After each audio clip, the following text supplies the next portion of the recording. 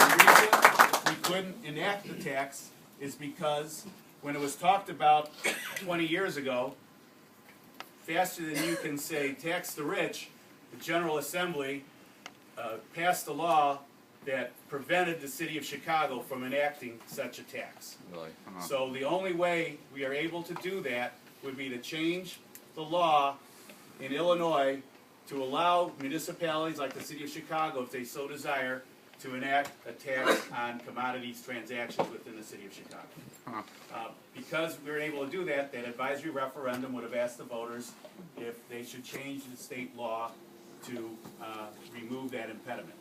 Unfortunately, we were not able to get enough votes among our colleagues in the city council to put that measure on the ballot.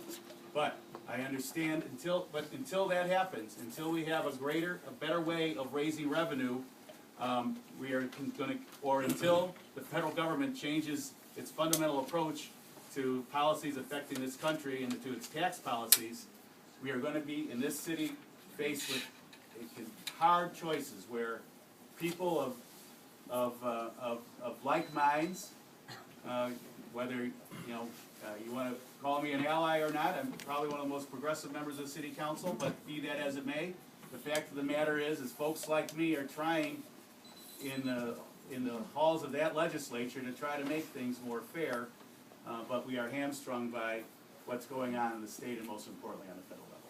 So I'd be happy to answer any questions you might have about the budget or anything else. Here's a sign-up sheet for anybody that want to. Sue? Part of the Be committee, part of it. Does somebody have the mental health committee. Go I ahead. remember back in the day, like '89, back in those days, it seems like TIFs under the Mayor Richard M. Daley did revitalize the city, but now they suck money away from education. And can we afford to spend more? Shouldn't we, how practical would it be to end TIFs? I think they've been so abused. And the pot is so small. My God, you're cutting the jobs of psychologists, and she has to travel all the way to Stroger where they want to dope her up, and she can't even get any treatment. You know, that's pretty critical. No wonder she's mad. How practical is it to end TIFs? Could it be done? And should it be done? Well, it really depends on the Did you hear TIF. back there? Yeah, the question is, how practical is it to end all TIFs? It depends on the TIF, because some TIFs have money in them that's already been allocated for various projects in the community. For example, here in the Howard Paulina TIF, the money in that TIF is, the remaining money in that TIF is going to be used to fund the Howard Streetscape that's taking place this coming summer. There are other TIFs that have other allocations. Clearly there are TIFs that are sitting there unused, and those should be done away with. So clearly that's one way that we could find a source of revenue, but keep in mind that TIFs themselves, the way they're set up, don't necessarily, thank you. What they really do is not take away money from schools and the other taxing bodies, they simply shift who bears the burden for funding that. So if you're not in a TIF, as a taxpayer, property taxpayer, you're actually, in a way, paying money to support, to the Area covered by to the help TIF. benefit the people who are benefiting, who live in TIFs that are benefiting from the TIFs. But the schools and the other taxing bodies still get the amount of money that they need from the levy that they put in place, but the taxpayers end up paying a little bit more to cover the TIFs. Because it's wonderful. I mean, I love a Howard Streetscape, but maybe mental health is even more critical, Keep in mind, though, that if you close out a TIF, those dollars go to all the taxing bodies. So the city of Chicago would only gets about 20% of any of the proceeds from closing down a TIF. So it's not that, in the relative scheme of things, it's not that much money, and it's not going to, by any stretch of the imagination, come close to solving a $600 million budget cap. Georgia. Did the fee structure that Tom Tuning suggested pass for requiring every nook and cranny to be cleared of snow? And there was another fee or fine structure for keeping lots and yards mowed to some level. And with all the foreclosures that are going on, how is this going to be enforced? How are the banks going to be made responsible for caring for this, since we're coming into the snow season? Did it pass, and how is Well, it to be yeah, enforced? I was kind of confused by that because there's already a law in the books that requires property owners to shovel their walk. That's not something new, so It's not enforced. I would, well, I'll tell you, it is enforced in the 49th Ward. Not very well. Well, if there, when we were nearing the snow season, if there are property owners that you know of that don't shovel their walk, let my office know. We go out, we put notices on the door that the property owner will be liable to a fine if they refuse to shovel their walk. That's their obligation of the law. And if they continue to fail to do so, then they do get fined. My ward superintendent does fine them. So here in this ward, we do enforce it, but we need your help to bring our attention to sidewalks that aren't cleared of Are snow. the banks, And Mike is Mike Land is my enforcer.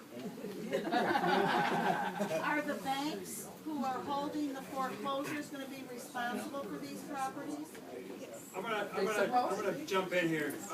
You know, this is good. I like this, but we also got some other good stuff planned. And you know, we have to figure a way to continue this dialogue and share information. There's a lot of information coming out here that a lot of people didn't know. There's some stuff that could be disagreed with, but this has been good. And I'm gonna call, as the president, I'm gonna say, we'll do one more question. Sounds like. And then I'm gonna have Jan Schakowsky get the big round of applause she deserves. And we're But gonna have. before we get Jan, David Kogan wants to say a few That's words about good. that. David Kogan will come up, and I apologize for jumping in like this, but. Come up after I take your question right over there. Yep, that's you. Yeah, you. I'd like to say that as a constituent of yours who has voted for you for the reasons that you said about your being progressive, I was extremely disappointed. And the reason for that is Rahm Emanuel, since he has become mayor, has expressed nothing but contempt and disdain for unions in this city, for community organizations, for the poor. He's systematically disrespected teachers, disrespected all public employees. And what is he saying now? He is telling his corporate allies, look, I have control of the total city council. No one can stand against me. I'm in control. If it had even been 49-1, we would have been here doing anything that you wanted. In any way we could. And it's also very important to understand that this is a political victory for anti-union, anti-public employee, anti-human services. He has won a victory.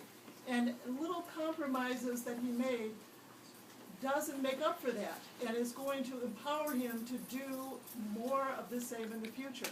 So what I would like to ask you as your constituent is to publicly speak out against this, to publicly identify yourself as an ally of Occupy Chicago, to go down and be there. Oh, certainly. I have and will continue, and I have identified myself as an ally And in be part of public emails. I'd be happy to. Just let me know when you want me to come by. All right. Aren't they there every day? Aren't they there every day? Transition, I transition, haven't been down. transition, Joe. Yeah, they, Maybe Transition. I should have been. they have But programs. I'm asking if it is every day. 24/7. Yeah. 24 hours a day, 7 days a week, there's a presence at Jackson and LaSalle. And some people come once in a David? while, like me, I'll come once All a right, week. David's going to be very brief here. David Kogan.